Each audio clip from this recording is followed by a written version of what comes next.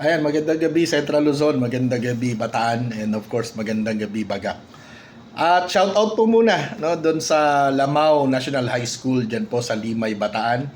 Yan po yung kauna-unahang eskwelahan po na nag-imbita sa akin dito po sa Bataan as far as I remember. Matagal na po no since I think 2007 or 2008 at nag-host din ng isang regional event ng TDC ng Central Luzon no, na dinaluhan ng lahat ng mga leader ng TDC mula sa iba't ibang divisions ng Central Luzon way back 2009 no? So ganyan po tagal no yung relasyon po no ng inyong lingkod sa Lamao National High School at sa kanilang punong guro si kapatid na John Reyes Quiros no na isa po sa mga pioneers ng TDC dito po sa Division of Bataan, probinsya ng Bataan in fact no, kasama si kapatid na Conrado Pimentel Refuerzo no, and of course ang ating presidente ng Bapstea si Ma'am Aurea Palad Galabo. At syempre yung ating kaibigan, ang SDS ng Bataan,